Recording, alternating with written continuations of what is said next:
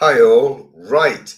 So this government set up a special visa system for Nobel Prize winners or Turing Prize winners or any science, medicine, engineering, entertainment prize winners to come to the UK on a super fast system, come to Brexit Britain. There's a special stream for you. The door is open to you. How many takers have we had? Zero. Now, I know I shared this on Scientists for You Facebook page twice now from the New Scientist and from the London Economic, but here's the story because it's worth going into. About 5 months ago, back in May, Priti Patel proudly announced this new scheme to be attracting the best and the brightest into our country. And this is what the new points-based system was all about. There would be a special channel open for those people who had won prestigious prizes around the world to come straight to the UK. That was back in May. So recently, the New Scientist actually did a Freedom of Information request to this government and said, want to know how many people have actually taken up this special visa scheme across science and engineering and medicine and entertainment and all of the other award schemes, some 70 odd of them that the government had laid out. Answer: zero. And so I think this highlights very clearly how the government have deeply misunderstood talent immigration to this country or any other country. The point isn't that our country is superb, so you say the door is open for good people, for nice people, and then they'll all shout hooray and come streaming in. But rather, if you want the best scientists, the best engineers, the best doctors to come to your country, it's not necessarily the very top people that you want to attract in that few hundred or a few thousand. I mean, those people can go anywhere they want anyway. And if you want to bring them in, you would probably want to headhunt them individually with a whole package deal about how you set up their lab and everything. The idea is that you create your country to be a place that has a reputation for having all of the resources that you want, whether you're new talent or top talent. It has to be a place where people think this is where the young talent is coming in. This is where the money is coming in from government, from investment.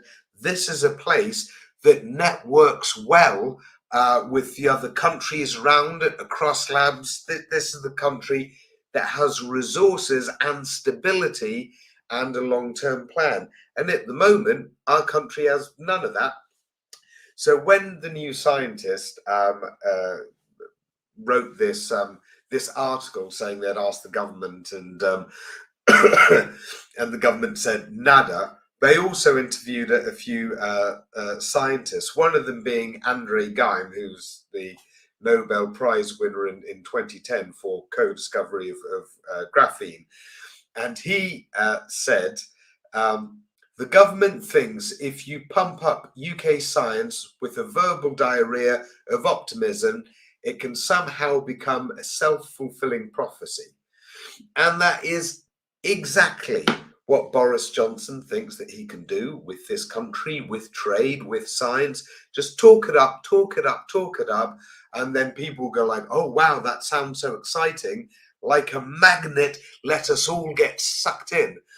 But that's really not how it works, because in science, we've got a global playing field of different options. We've got a global network, and you'd want to go for your career, just like what I said before, where you think the talent is gathering, the money is gathering, the hub of collaborations is gathering, the resources, technical, technological, and otherwise. That's where you'd want to go.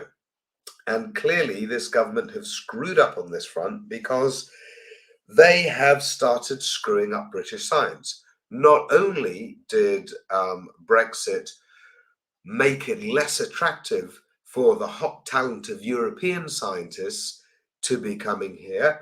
Also, all the instability made Horizon 2020 a nosedive for UK involvement in European science and then through it global science. We fell from joint first place on it to fifth place behind Germany, France, Spain, then Italy, then us, just above the Netherlands, losing 1.5 billion relative to Germany.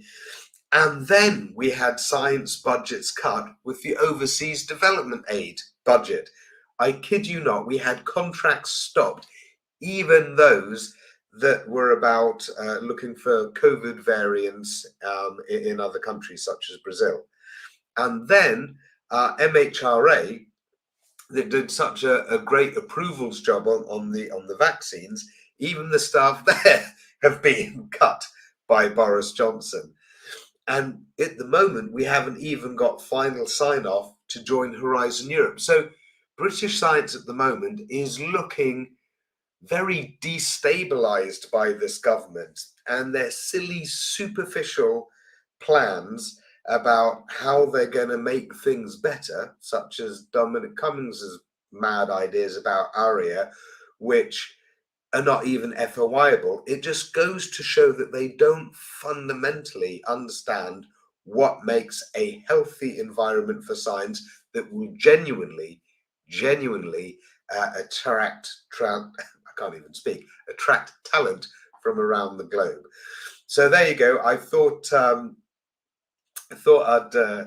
share that story yet again because it's a fun yet a depressing one to talk about. But most importantly, like I just said, it highlights severe misunderstandings of this government about what makes science tick.